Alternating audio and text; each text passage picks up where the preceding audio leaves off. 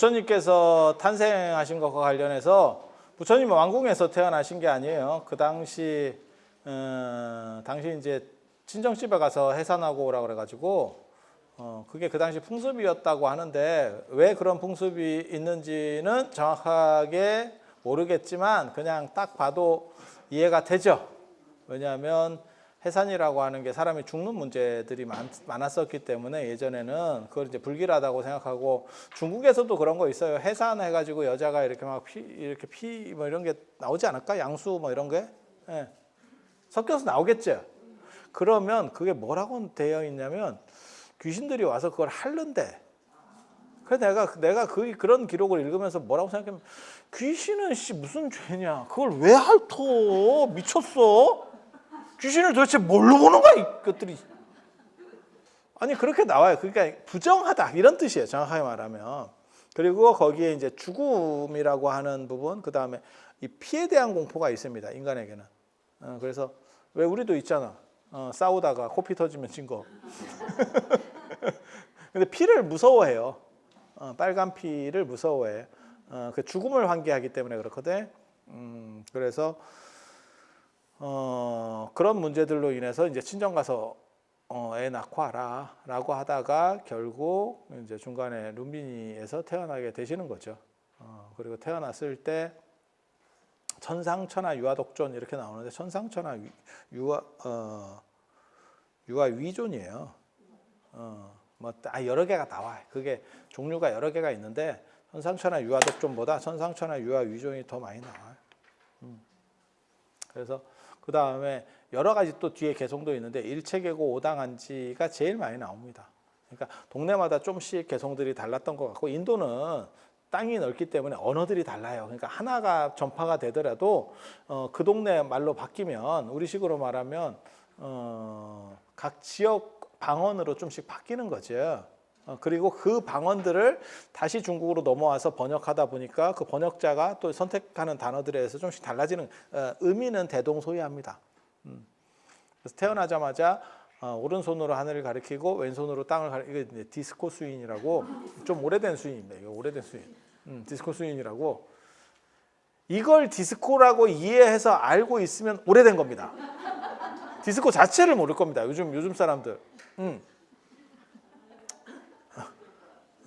그렇게 해서 오른손으로 하늘을 가리키고 왼손 이걸 천지인이라고 불러요. 공식 명칭은 하늘과 땅을 가리키는 수인, 천지인이라고 하고 이렇게 애가 태어나자마자 읊은 천명한 그게 이제 천상천하 유아독존. 천상은 뭐냐면 하늘 위에 그러니까 신들을 얘기하는 거예요. 신들의 세계, 하늘 아래 인간들의 세계. 신과 인간들의 세계, 우리 세계와 신들의 세계를 통틀어서 내가 가장 존귀하다, 내가 짱이다. 이게 쩔지. 거기서 매기려고 했었던 건 사실 신들을 매기는 거예요. 불교의 가장 큰 특징 중에 하나가 뭐냐면 신으로부터 해방이라고 하는 게 있어요. 지금 기독교나 이슬람교를 생각하시면 돼. 신이 모든 것들을 주재하고 너희를 다 평안하게 해줄 거야 라고 얘기하는 거를 인간 중심주의적으로 돌리는 게 불교입니다. 그래서 불교만 이런 건 아니고요. 그 당시에 유교도 그렇고 동아시아로 얘기하면 도가도 그렇게 얘기합니다. 도가도. 그래서 제가 그런 글을 쓰는데 예전에 율곡이 엄마 돌아가시고 나서 이렇게 띵 하거든요. 엄마 돌아가시고 나서 띵 해가지고 금강산에 들어가서 절에 이렇게 좀 살다가 이게 아닌 것 같다. 그래서 내려옵니다. 여기서 이게 아닌 거는 여기에 깨달음이 없다가 아니고 이거는 성공이 안 된다. 이미 숭이 억굴이라서 이쪽에는 올라갈 수 있는 길이 없어. 막말로 얘기해서. 뭔 얘기인지 알아들으시겠어요? 그래서 내려오거든. 그게 이제 그래서 화엄 사상의 이통 사국 같은 그런 철학들을 가지고 자기의 이통 기국이라고 하는 철학을 만들어내. 그러니까 이제 뺏겨 먹는 거야. 그래서 그 당시 당대 다른 유학자들보다 한 단계 높은 사고를 하게 되거든요. 율곡이. 그러니까 두 가지를 다 섞어서 쓰는 거지 이 사람이. 이해가 되시죠? 그리고 나서 집에 돌아와서 자격문이라는 걸 써. 거기에 보면 내 공부는 성인이 되는 데 있고 성인이 되지 못했으면 끝마친 것이 아니다. 다 이렇게 나온다고. 그러니까 기독교식으로 얘기하면 내 공부는 신이 되는 데 있는 거고 신이 안 됐으면 이거는 아니다. 그러니까 목적 자체가 다른 거예요. 기독교나 이슬람으로 얘기하면 신에 대한 복종이라고 하는 무조건 신은 정당하고 인간은 거기에 맞춰줘야 된다라는 개념이라면 유교도 성인이 되려고 그래서 그걸 성학이라 그러는 거예요. 성학, 성인이 되는 학문. 그래서 그러한 학문을 통해서 내가 스스로 성인이 되고 그 성인은 신보다도 높은 거예요. 유교에서 얘기하는 성인의 개념은. 그리고 노자에 보면 그 25장에 재밌는 기록이에요. 저는 그거 처음 보고 되게 재밌었거든요. 이 세상에 큰 게 있다. 위대한 거, 큰 거. 도가 크고 진리가 크고 하늘이 크고 땅이 크고 다 이렇게 좀 이렇게 그럴 수도 있잖아요. 물론 뭐 하늘하고 땅하고 이게 비교한다는 거는 그건 그 옛날 사람들 생각이지. 요즘 생각으로 보면 하늘하고 땅하고 어떻게 그러니까 우주하고 지구를 어떻게 비교하냐 이렇게 생각하면 깜도 안 되는 건데 옛날 사람의 시선으로는 진리도 크고 하늘도 크고 땅도 크다. 그런데 한 가지가 더 나와. 그게 뭐냐면 사람이 크다. 이거 굉장히 재밌는 거. 판본에 따라서는 왕이 크다 이렇게 나오거든. 그러니까 사람 중에서 최고를 왕이라고 본 거니까. 그 얘기는 뭐냐? 천지와 사람이 대등관계라는 거예요. 그게 인본주의입니다. 보통 신과 격절되어 있는 인간이 피조물로서의 인간이 아니고 인간이 천지에 참여할 수 있는 위대한 존재다. 이런 걸 보고 인본주의. 신의 속박으로부터 벗어나는 그러한 진리에 대한 추구. 사실 그게 불교, 유교, 도가에 있는 공통점이라고 보시면 돼요. 그래서 불교도 신이라고 하는 존재를 떨쳐버리려고 굉장히 노력을 많이 해요. 그러니까 신을 미개하다라고 보는 거예요. 저것들 미개한 놈들이 믿는 덜 떨어진 생각들이다. 그런 게 어딨냐? 이 세상은 어떤 법칙으로 돌아가는 거지. 그런 원리, 원칙이 있는 거지. 지 멋대로 세상을 만들었다가 별로 마음에 안 드니까 뒤집어 엎었다가 물로 한번 채웠다가 뺐다가 이런 게 세상에 어딨냐? 라고 말하는 거예요. 라고 말하는 거예요. 그래서 인간을 계몽시키는 거죠. 무지몽매한 인간들을 계몽을 시키는 그게 추계시대 때 나타나는 철학자들의 가장 큰 특징이에요. 그래서 천상천하 유아독존에서는 인간이라고 하는 불교는 인간 추구입니다. 인간 추구입니다. 그래서 붓다도 인간이에요. 그래서 뭐라고 나오냐면 부처님은 신들의 세계에는 존재할 수 없다 이렇게 나와요. 왜? 인간 중심적이기 때문에. 철학 자체가 그래요. 이게 사고 방식 자체가. 그래서 천상천하 유아독존이라고 하는 게 신과 인간의 세계, 우리 사는 세계를 통틀어서 내가 짱이다. 그리고 그 짱은 너희도 된다. 예요. 너희도 된다. 내가 짱이듯이 너희도 나처럼 된다.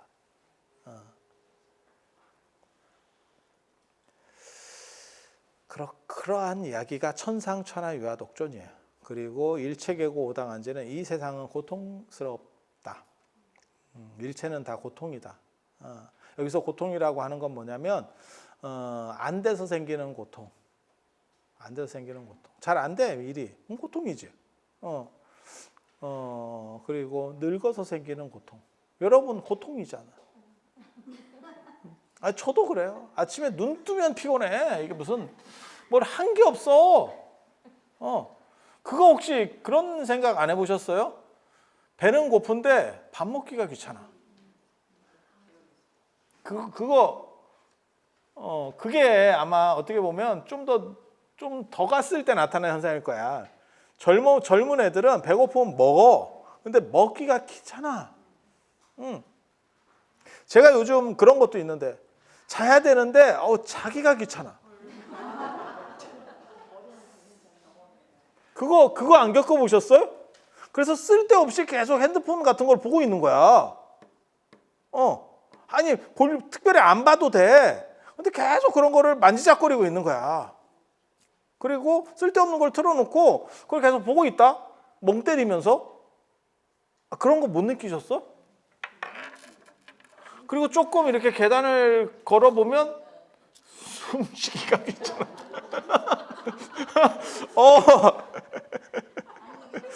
숨쉬기가 귀찮아. 이걸 꼭 쉬어야 됩니까? 어디 좀 이렇게 빵꾸내가지고 그냥 이렇게 통과하면 안 될까? 나만 그런가? 제가 피부 관리를 잘해서 그렇지 제가 여러분보다 나이가 많아요. 옛날 얘기도 잘 알잖아 다.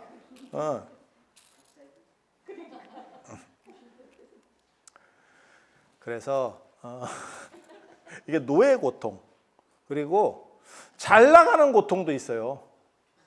잘 나가는 고통. 누가 저한테 그러던데 이거 뭐 모모 스님이 뭐 얼마 전에 누구를 만났는데 요즘 뭐 안 되는 게 없어 이러는 거예요. 그런데 너무 잘 돼서 약간 두려워 이렇게 얘기하더라고. 그래서 내가 뭐라 그러냐면 나는 되는 게 없는데.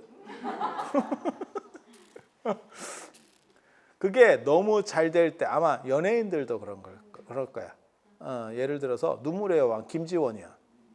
김지원이 저걸로 어떻게 보면 지금 찍었잖아. 그 다음에 어떡하지? 그 다음에 이제 저 드라마 대본 같은 거 들어오면 아마 계속 보고 쪼다가 잘못하면 원빈같이 간다. 두려우면 계속 못 나가는 거야. 이해가 됩니까? 그러면 이제 신비주의 어쩌고 하는데 신비주의는 개뿔 잊혀지는 거지. 그래서 이용 선생께서 그 말씀하셨잖아요. 잊혀진 계절. 잊혀진 다음에는 훅 가는 거고 뭐 이렇게 가는 거예요. 아니야, 진짜 그럴 거예요. 왜냐하면 내가 이걸 어떻게 유지해야 되는데 라는 생각이 있지 않을까? 그래서 그 전에는 뭐 이렇게 드라마나 이런 게 들어오면 홀랑 주워 먹던 거를 씹어보고 할 거야. 그래서 이제 나중에 그런 거 연예 뉴스에 보면 그런 거 있잖아. 아무개들한테 원래는 먼저 주연이 갔었는데 걔네가 뭐 안 한다고 튕겼다가 대박이 났고 걔네가 선택한 건 그게 존재했나 싶을 정도로 잘 모르는 거. 그런 거 나오잖아. 그런데 왜 뜬 사람들은 거부하냐면 그게 나한테 맞나?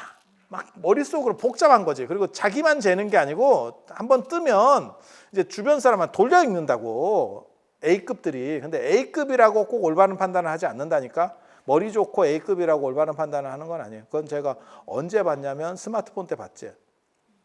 삼성, LG, 노키아의 그 우수한 두뇌에 있는 사람들이 저건 다 망할 거라고 생각했지만 지그들이 망했지. 지그들이 망했지.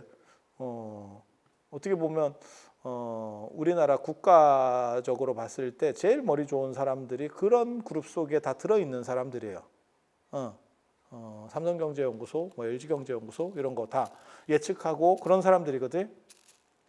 근데 그런 사람들 이제 못 보지. 그래서 그런 얘기 있어요. 쥔 게 많으면 변화에 더딜 수밖에 없고, 그 다음에 용기가 부족할 수밖에 없다. 왜? 잃을까봐 확 못 지른다는 거지. 그래서 누가 그런 얘기하는데 삼성의 몰락은 삼성이 혁신을 이룰 수 없는 것들도 사실은 이미 쥔 게 많아서 움직이기가 쉽지 않기 때문이다. 삼성이 2010년 무렵에 최고를 한번 찍었거든요. 그리고 지금 이렇게 지금 연착륙하고 있는 거예요, 사실은. 근데 그렇게 될 수 있는 게 이미 가진 게 많기 때문에 부자 몸조심을 하게 되는 거고, 그 다음에 강력한 오너가 없죠. 강력한 오너가 있으면 이건희 회장님 같이 그런 분이 있으면 막 한번 가보자. 그렇게 했을 건데 그런 게 이제 안 되는 거죠. 그래서 집단지성이라는 게 안전하기는 한데 안전한 건 뭐냐? 적금입니다. 적금은 고수익이 발생할 수 없습니다. 언제나 고수익이 발생하는 거는 안전하지 않은 상품이지 안전한 상품에 고수익까지 있어요. 야, 그런 게 어딨냐 세상에. 그냥 한 번 더 생각해 보면. 그래서 일체는 다 고통이래요. 잘 될 때도 고통이 있대. 잘 나갈 때의 고통. 그래서 그게 어떻게 보면 눈물의 여왕 지금 김지원의 고통일 거야. 저렇게 한번 찍고 그런 생각. 좋아. 지금 제일 좋을 거라니까. 좋지만 여기서 한두 개만 딱 터트리면 이렇게 갈 것 같은데. 뭐 송혜교나 뭐 이런 식으로다가 이렇게 갈 것 같은데 거기서 이제 하나가 그냥 안 되면 이렇게 될 수도 있거든. 아직 이게 굳지 않았잖아. 자기 위치가 안 굳었잖아. 이해가 되시죠? 그 고통이 있다니까.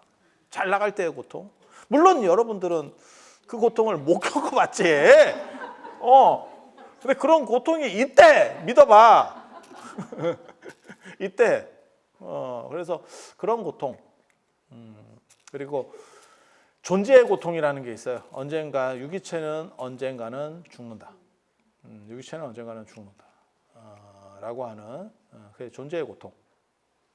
그래서 이러한 고통들을 일체계고 오당한지 내가 다 오당한지 아당한지 이렇게 나오는데 내가 다 편안하게 해주겠다. 내가 해결해 줄게.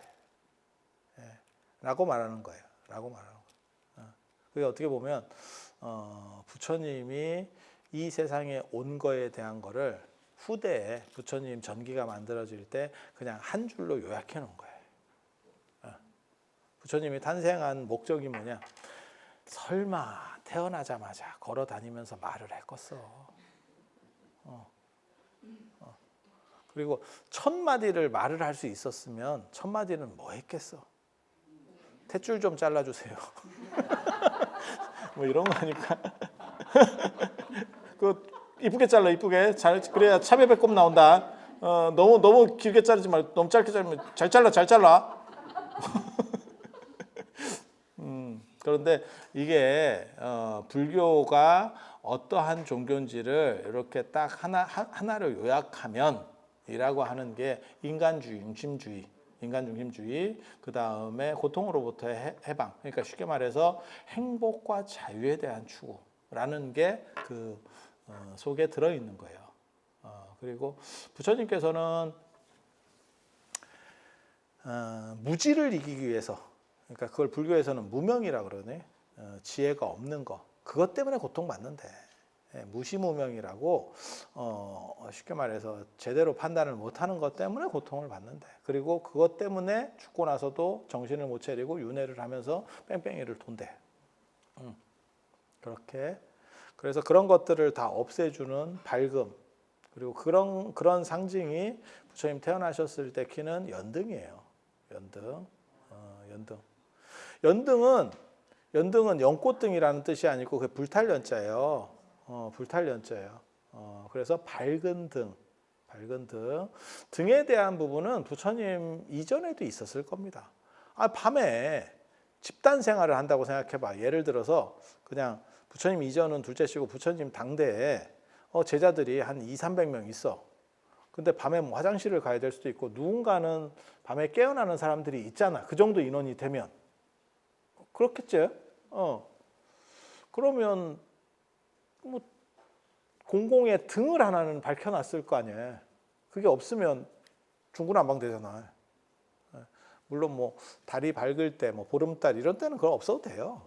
잘 보여. 어렸을 때 시골에 살아보시면 전기 없는 데서도 어느 정도 활동할 수 있잖아. 근데 금음이거나 뭐 예를 들어 흐리거나 뭐 이랬을 때는 진짜 잘 안 보이거든. 그럴 때 어떻게 하겠냐는 거예요. 그러면 등을 하나를 밝혀놓으면, 등이라는 게 묘한 게 장애 자체가 장애가 아니고 밝으면 장애는 사라져요. 그러니까 무슨 뜻이냐면 여기에 지금 책상들이 많이 있잖아요. 여기에서 어두움이 내려버리면, 불을 다 꺼버리면 이 책상들은 전부 장애물이 돼요. 장애물이 돼. 그래서 걸어가다가 부딪힐 수도 있고 문제들이 생겨. 이 책상을 다 치우고 나는 자유롭게 되고 장애가 없어지는 게 아니고, 불만 켜면 장애는 순식간에 없어져. 왜? 여기다 박지는 않거든, 사람이.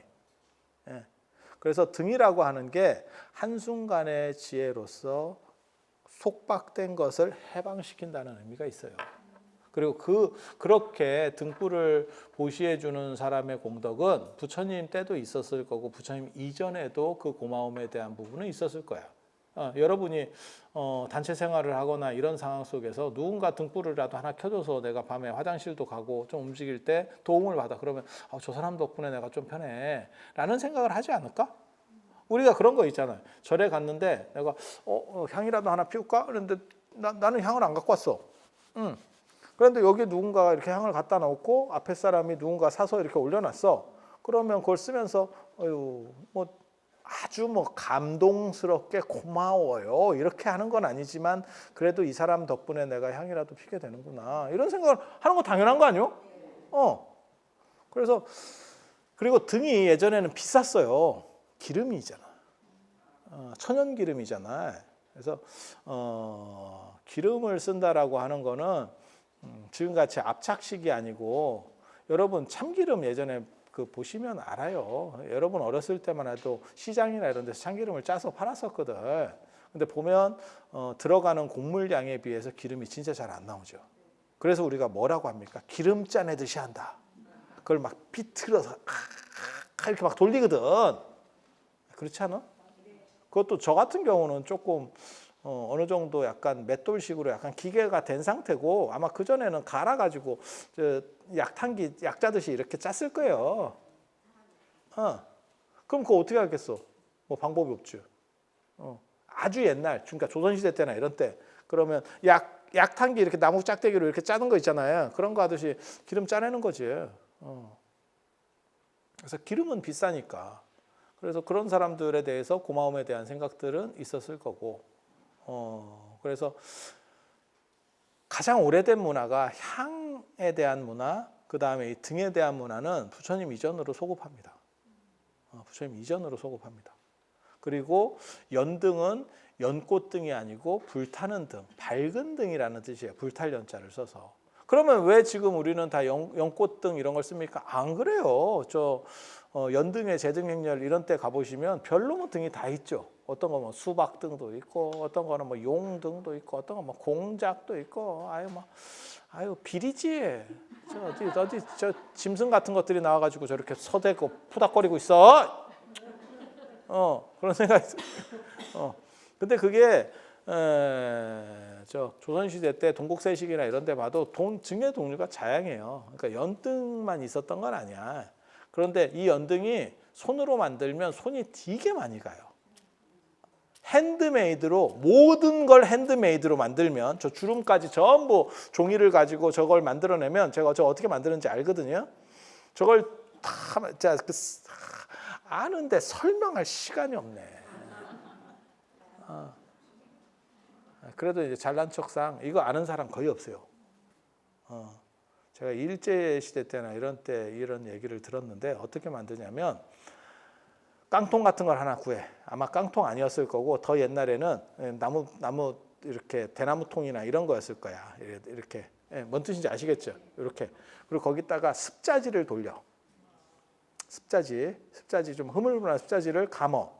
한 10바퀴 정도 감어.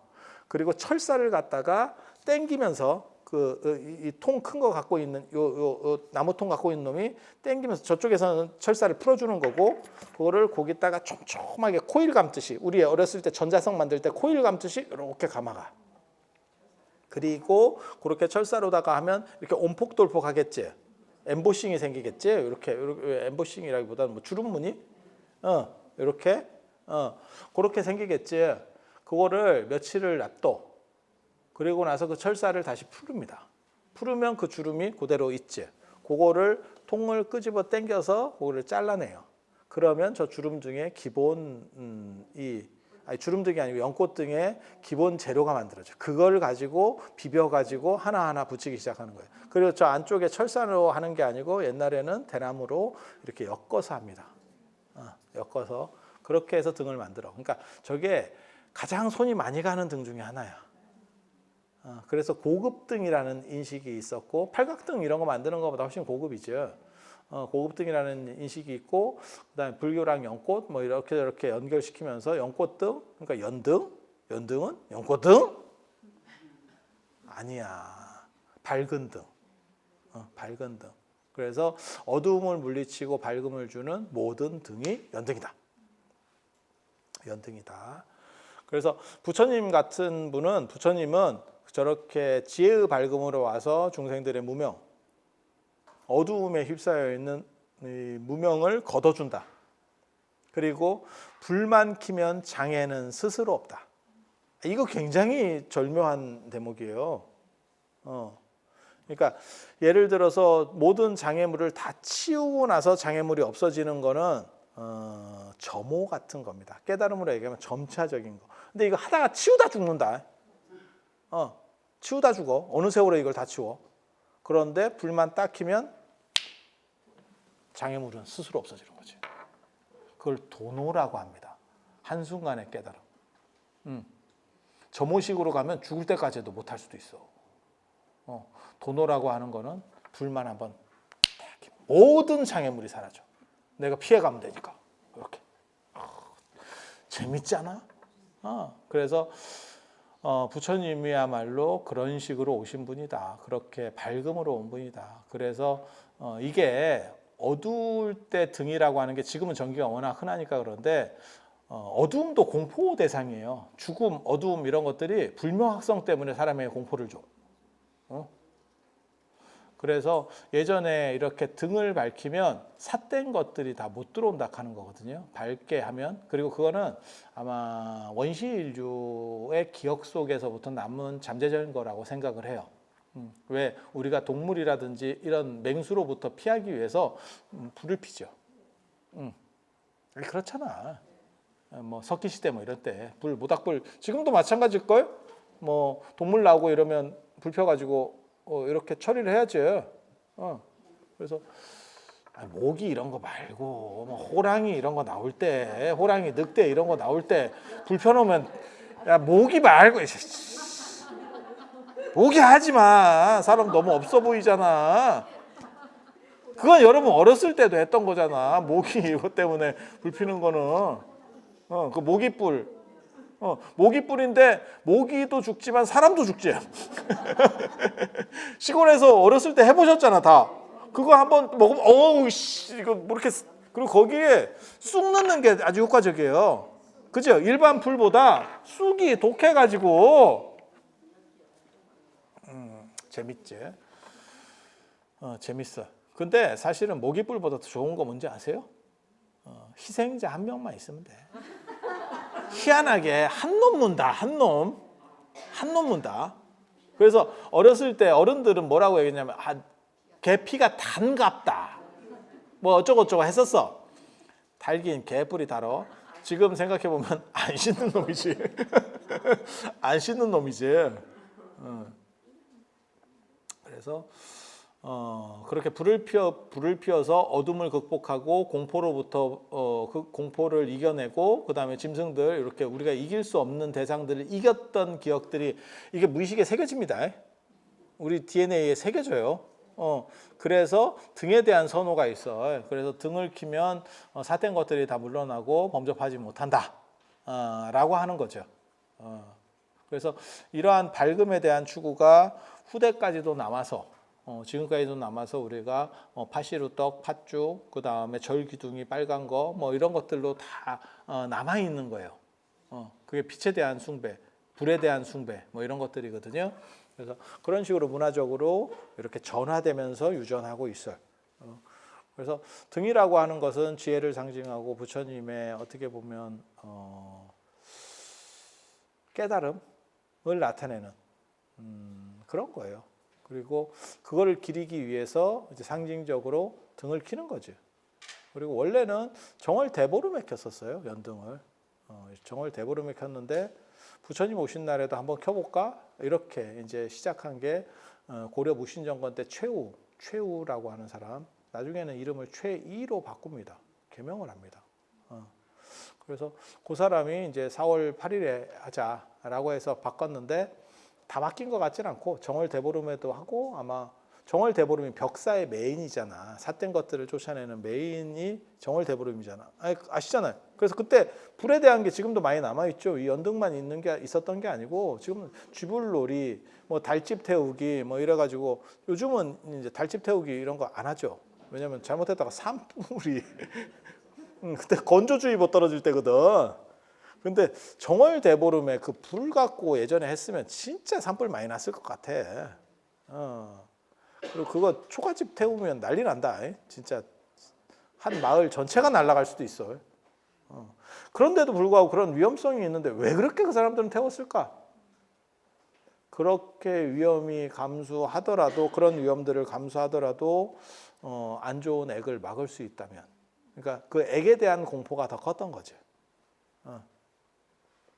일종의 보험이지, 보험. 보험. 보험도 출혈이 있는 거니까, 그죠? 그래서 그렇게 등에 대한 것들, 그런데 고려시대 때까지만 하더라도 저는 연등회나 이런 데서는 뭐라고 얘기하냐면 초파일로 옮겨졌다, 부처님 오신 날로 옮겨졌다 이러는데 저는 계속 했을 거다라고 생각해요. 양쪽 다 했을 거다. 왜? 문화라고 하는 게 지금하고 달라가지고 예전에는 하나 바뀌는데 시간이 오래 걸려요. 굉장히 오래 걸려. 그래서 국가적으로 이날로 좀 옮기시다라고 해도 안 옮긴다니까. 정월 대보름에 하는 사람은 또 하고, 그러면 부처님 오신 날 안 했습니까? 또 했겠지. 양수겹장으로 뭐 조탁하는데 뭐 이러면서 막 했겠지. 그런데 조선시대가 되면 이제 경제력이, 불교가 숭유업골로 인해서 경제력이 떨어지니까 다 할 수가 없는 거지. 지금도 마찬가지잖아. 우리나라가 잘 나갈 때는 지방 축제 이런 데 예산 많이 주다가 요즘 이제 들어가지고 쓸데없는 예산을 다 삭감하겠다. 계속 팽창을 하고 예산이 많으면 아마 쓸데없는 거라도 해주면 좋지 뭐. 그러면 지방 사람들이 조금이라도 이렇게 돌아가니까. 근데 지금은 많이 없애는 추세죠. 왜? 먹고 살기도 힘든데 지금 국가적으로도 문제가 되는데 그런 것까지 해야 되나? 에 대한 생각들이 존재하는 거죠.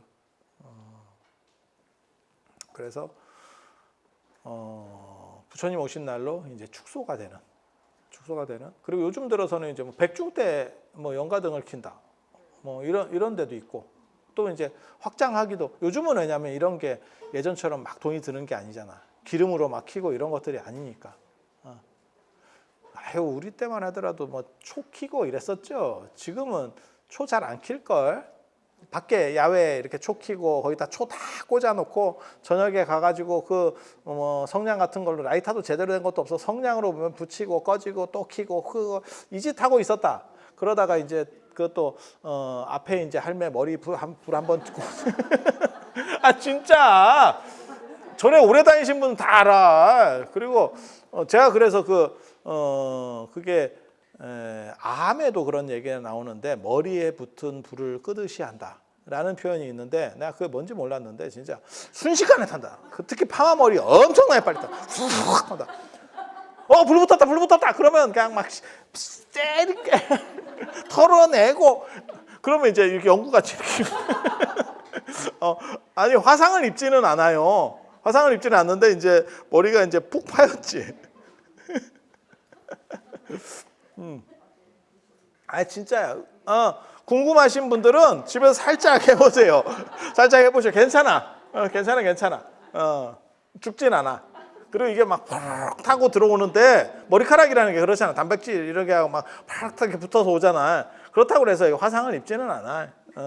그냥 해보고 싶으신 분은 한번 해봐. 그러면 깔끔하게 저같이 될 수도 있어. 그래서 뭐 그런 일들도 있었고 그렇게 밤을 밝히는 문화라는 게 있었고, 지금은 그런 것들이 많이 퇴색이 됐죠. 이유는 뭐냐면 불이 흔해진 세상이 됐잖아. 밝음이라고 하는 게 너무너무 쉬운 세상이 됐죠. 그리고 제가 그런 얘기 하는데 이런 거는 진짜 아무도 얘기하지 않는데 내가 이런 얘기 자꾸 해가지고 사람들이 왜 욕먹을 걸 자초하느냐 이러는데 괜찮아. 내가 얘기 안 하면 누가 얘기를 할 거야. 제가 스님들 그 차 타는 문제 이런 것도 내가 자동차 이런 얘기도 잘 하거든요. 얘기를 할 수 있는 이유는, 제가 그런 얘기를 자유롭게 할 수 있는 이유는 내가 면허가 없어서요. 면허가 있고 내가 그렇게 속해 있는 상황이면 쉽게 말을 못 할 거야. 근데 나는 면허가 없으니까, 그러니까 내가 뭐 자동차 뭐 외제차가 좋아요, 뭐 저거 얘기하면 뭐 저런 놈이 다 있어? 뭐 지는 뭐 다른 좋은 차를 타고 다닐 거야. 야, 나 면허가 없다니까. 그리고 면허가 있다가 없었던 것도 아니고 유사이래로 없었어, 내가. 그래서 내가 그런 얘기 하는데 불편하지 않습니까? 있다가 없는 사람이 불편한 거고요. 처음부터 없었던 사람은 불편하지는 몰라요. 왜? 거기에 익숙한 거야. 그 시스템에 익숙한 거야. 안 불편해. 기다리고 이렇게 하면 막 속에서 천불이 나는 거 아닙니까? 이거 막 그 대중교통 연결하고 이런 거 힘든 거 아닙니까? 계속 그러면 안 힘들다니까. 계속 그렇게 살면 안 힘들다니까. 그리고 연등도 제가 아니면 또 누가 이렇게 총대를 메고 얘기를 하겠습니까? 그래서 뭔 얘기를 하고 싶은 거냐면 비싼 등이 복 받는다. 너무 추접스러운데. 추접스러운데. 이게 전에 어떤 절에서 모모 스님이 그런 얘기를 했어. 연등값에 차등을 두는 것은 올바르지 않다. 그리고 금액을 매기는 것도 올바르지 않대. 그냥 신도들이 주는 대로 한번 연등을 달아봅시다. 그냥 키고 싶은 사람은 키고, 그 다음에 돈 내고 가는 만큼. 그 대신에 차등은 없어. 그러니까 그 사람이 10만 원을 주고 가든, 뭐 100만 원을 주고 가든, 3만 원을 주고 가든 똑같은 걸 달아주는 거야.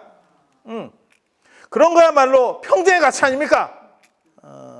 등값이 절반 이하로 줄었습니다. 그리고 그 스님이 다음에 입 못 털었습니다. 절대 발언권이 확 죽었죠. 너 때문에 절이 날라갈 뻔했다 이놈아. 정상적인 절이면 사실 부처님 오신 날 연등 이런 거는 플러스 알파 특별 어떻게 보면 수입으로 들어가야 돼.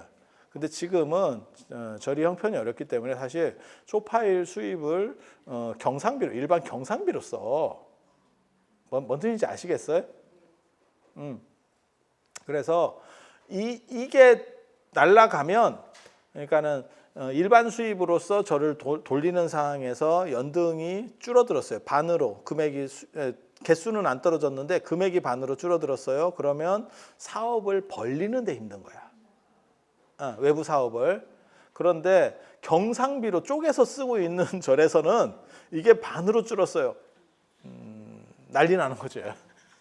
야, 생활비가 반으로 줄은 거야. 그러면 난리가 나는 거지. 이해가 되시죠? 그래서 연등 비용을 경상비로 쓰는 것은 올바른 절은 아닙니다. 제대로 잘 돌아가는 절이면 사식구제나 사실은 연등이나 이런 것들은 다 특별 수입으로 잡혀야 돼요. 그래서 특별 계정으로 잡혀야 되는데 지금 뭐 그렇게 잡을 수 있는 절들이 많지 않을 거예요. 다 힘들어. 그냥 현실적인 얘기를 하는 거예요. 그래서 그 스님이 한번 요걸 태바가지로 먹었던 적이 있고, 그러면 저한테 그렇게 얘기하는 거예요. 비싼 등, 신도들도 그렇게 물어보시는 분들이 있어요. 비싼 등 키면 부처님이 더 좋아합니까? 부처님은 어차피 그거 뭐 평등한 거 아닙니까? 그리고 그거 어차피 부처님이 받는 것도 아니고 스님이 받는 거잖아요. 아니 그냥 까놓고 얘기해서 10만 원짜리 내가 등을 키나 100만 원짜리 등을 키나 부처님 입장에선 쌤이지. 아니 맞잖아. 맞잖아. 그리고 그런 걸 가지고 차등을 두면 그게 부처님입니까? 맞잖아. 정답. 정답. 그러면 똑같은 거니까 비싼 걸 할 필요가 없는 거 아닙니까? 아니죠. 그건 엄청나게 차이가 나는 거야. 그래서 그 이야기를 해주려고 하는 거예요. 어떻게 부처님 입장에서는 평등한데 어떻게 차등이 발생할 수밖에 없느냐. 그거는 뭐하고 똑같은 거냐면 의상대사가 그렇게 얘기를 해요. 그 법성계에 우보익색 만호고 보석이 비처럼 떨어져. 예를 들어서 루비, 에메랄드, 사파이어, 다이아몬드가 비처럼 떨어져. 그런 게 있다고 그냥 가정을 해봅시다. 막 하늘에서 떨어져. 그렇게 평등하게 떨어져도 지금 이 공간 안에 다 떨어지는 거야. 그래도 사람은 지 분수만큼만 가져갈 수 있대. 손으로 주워가는 사람도 있고. 자, 이제 이런 우리 지금 이 옷이 무진장 유리하다. 이거 진짜 지금 최강의 옷이다. 그냥 옷만 가지고 지금 붙으면 이거 그런 거 싸는 데 있어서는 최강입니다. 그럼 이런 걸 막 이렇게 벌려가지고 이렇게 쫙 해서 당길 거 아니야. 맞지? 누구는 예를 들어서 그런 보석이 엄청나게 떨어졌는데 누구는 1,000만 원어치를 가져갔고 누구는 10억 원어치를 가져갔어. 그게 보석을 뿌린 사람의 차등이냐? 가진 사람의 차등이지. 뭔 얘기인지 알아듣겠죠? 네. 부처님께서 늘상 하시는 말씀이 있어요. 어리석은 사람은 보물섬에 들어가서도 주인 없는 보물섬에 들어가서도 구경 잘하고 나왔습니다. 이렇게 얘기하는 놈이래. 뭐라도 들고 나와야지 자식아. 뭔 얘기인지 알아듣겠어요? 이거 굉장히 재밌는 얘기예요. 그래서 부처님, 유상대사가 뭐라고 얘기하냐면 우보익생 만호공 중생수기 득이익이에요. 그러니까 하늘에서 보배비가 비처럼 떨어져도 사람들은 다 그릇만큼만 받아간대. 그래서 밥그릇만큼 된 사람은 밥그릇에 채워가는 거고 대접이 있으면 대접에 채워가는 거고 양동이면 양동이에 채워가는 거고 바게스면 바게스에 채워가는 거고 너무 채우면 못 들어서 못 나가는 거고 일단 늘려놨는데 접시면 실제로 또 별 볼 일이 없는 거고 이게 참 재밌어요. 사람마다. 지금 제가 얘기하는 것도 마찬가지예요. 제가 이렇게 얘기해도 여러분이 듣는 거는 수용성에 의한 차별이 발생해. 100%라니까 그거는. 선생님이 똑같이 얘기해도 1등부터 꼴등이 있잖아. 왜? 수용에 대한 차등이 있기 때문에. 그건 선생님이 꼴등을 싫어해서 야 너는 듣지 마 이렇게 얘기한 게 아니야. 맞죠? 그러면 무엇을 해야 됩니까? 저 잘 들으려고 해야 성적이 올라가겠지. 마찬가지예요. 그 그릇이 10만 원짜리 그릇이냐 50만 원짜리 그릇이냐 100만 원짜리 그릇이냐에 차등이 존재하는 거야. 그래서 내가 얘기했잖아. 전기는 똑같이 흐르는데 전기는 220을 똑같이 흘러. 근데 내가 핸드폰을 충전하려고 충전 단자를 꽂았어. 그랬는데 얘가 7시간 뒤에 충전. 이렇게 떴네. 저속 충전기. 예전에 쓰던 저속 충전기. 한참 걸려. 야, 이거 내가 안 되겠다. 그래서 내가 고속 충전기. 1시간 끊어버리는. 요즘은 막 이런 노트북도 충전하는 게 있어요. 뭐 100와트, 막 120와트 막 이래가지고 쏘는 게 나와. 그런 거 꽂으면 터지는 거 아닙니까? 얘가 알아서 막아냅니다. 요즘은 다 그런 기능이 있어요. 근데 고속 충전기를 쓰면 1시간 남짓에 충전이 되잖아. 맞죠? 그 충전기를 쓰기 위해서 여러분은 어떻게 됩니까? 돈 내고 사야죠. 한전이 여러분을 차등하는 게 아니고 이 핸드폰에 8시간을 준 게 아니고 8시간, 1시간은 내가 충전기 값을 얼마 냈느냐로 결정이 되는 거예요. 야, 이게 얼마나 대단해. 그래서 부처님은 평등하게 10만 원짜리나 50만 원짜리나 100만 원 다 똑같아요. 그런데 받아가는 사람이 8시간 충전도 있고 3시간 충전도 있고 1시간 충전도 있는 거야. 그걸 한전에 따지지 마라 말이야. 한전은 똑같이 220볼트를 쏩니다. 맞잖아. 누구네 집은 110이에요. 야, 일본이 110이야, 일본이. 우리나라는 그냥 220이잖아. 그 차등이 존재하는 거예요. 그래서 급속 충전을 원하십니까? 이거 나가면 너무 없어 보일 것 같은데 내가 대한불교 조계종의 모든 스님들을 대변해서 그냥 내 한 몸 잔다르크라고 생각하고 지고 가겠습니다. 내가 머리를 깎았지 거의 조계종의 예수예요. 십자가를 메고 지금 가는 거예요. 욕 한번 먹고 내가 조계종 전체 스님들의 해피한 모습을 한번 보겠습니다. 그래서 그런 차등의 논리 구조가 있는 거예요. 그래서 그거는 수용성의 문제예요. 그러니까 이 금액의 문제는 본질의 문제가 아니고 수용자의 문제야. 수용자의 문제. 그러니까 두 가지, 그건 뭐 다 마찬가지예요. 약을 먹을 때도 그 수용성에 대한 생각을 해야 돼. 그러니까 좋은 약을 어떻게 먹느냐, 처방을 어떻게 하느냐, 그것도 굉장히 중요한데 내가 얼마만큼 흡수할 수 있느냐. 아니 그렇다니까. 그리고 그거는 전적으로 내 책임이에요. 왜 그거 있거든. 그 도시에서 이런 서울 같은 이런 도시에서 쓰레기 버리잖아요. 아니 나 전에 내가 하수도 막혔던 적이 있다. 하수도가 막혔는데 하수도를 막히니까 구청에다 신고하면 뚫어준대. 그걸 신고했어. 그랬는데 그 구청에서 나와보더니 이거는 도로 쪽이 막혔으면 우리가 뚫어주는데 사유지 쪽이 막히면 네가 뚫어야 된대. 그러더니 사유지인데요? 이러고 가더라고. 야, 아니 진짜. 그러니까 쓰레기도 마찬가지예요. 도로에 있는 쓰레기는 정부에서 치워주는데 사유지 안으로 쓰레기를 누가 버리잖아요? 그러면 이거 내가 치워야 돼. 내가 치우기 싫으면 도로 쪽으로 이거 좀 죄송합니다. 도로 쪽으로 좀 밀어. 진짜야. 법이 그렇게 돼 있어. 그래서 똑같은 선이 연결돼 있어도 정부 쪽에서 문제가 생기면 다행인데 내 거에 생기는 부분이야. 그래서 내 관이 얼마나 두껍고 큰 관이냐 작은 관이냐에 대한 걸로 결국 막히는 거예요. 그래서 이 관 큰 거를 써야 하수도가 안 막힐 거 아니야. 그게 비싼 등. 딴 얘기 하는 줄 알았지? 또 그 얘기였어.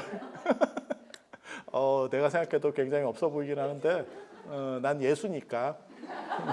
그래서 내가 십자가를 진다.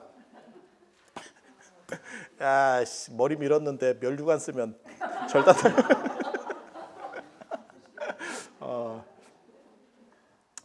웃자고 하는 얘긴데 실제로 논리 구조가 그렇게 되는 건 맞아요. 그런 논리 구조가 존재하는 건 맞아요. 그래서 상대에 대한 문제도 있고 나에 대한 문제도 있고 그건 모든 관계가 다 마찬가지입니다. 이 연등의 문제뿐만이 아니고 대인 관계나 가족 간의 관계도 다 마찬가지예요. 그쪽에서 해야 되는 부분이 있고 내가 어떻게 하느냐에 대한 부분이 존재하는 거예요. 그리고 그건 쌍방으로 했을 때 가장 시너지가 잘 나. 그래서 그런 정도 생각을 하시면 되죠. 지금 이제 좀 있으면 이제 비가 오고 이제 이렇게 계절이 그렇게 갈 거예요. 그렇게 해서 비가 오면 여러분 우산 저같이 이제 면허도 없고 이런 사람들은 우산 또 이렇게 그 우산의 딜레마라는 게 있어요. 제가 여러 군데 이렇게 살다 보니까 우산의 딜레마. 차가 없는 사람이 여러 군데 살면 더 심해. 그래서 우산이라고 하는 게 마법 같은 역할을 하거든. 쓰려고 그러면 없고 한쪽에는 한 대여섯 개가 막 몰려 있어. 그리고 우리나라 우산 값은 항공권 값하고 똑같아. 비 안 올 때는 싼데 비 오면 갑자기 올라. 아니 맞죠. 특히 이제 길에서 이렇게 사잖아. 노점상 이런 데 사면 값이 올라 갑자기. 그래서 그걸 사.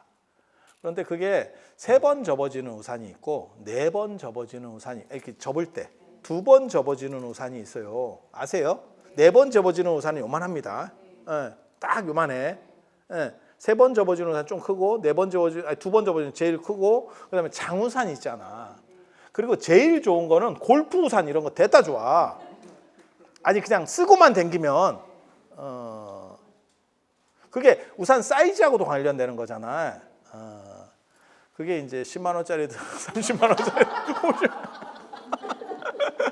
속았지. 끝난 줄 알았지. 또 그 얘기였어.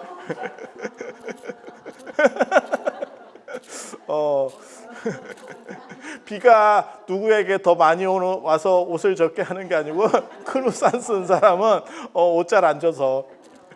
그리고 작은 거 쓴 사람들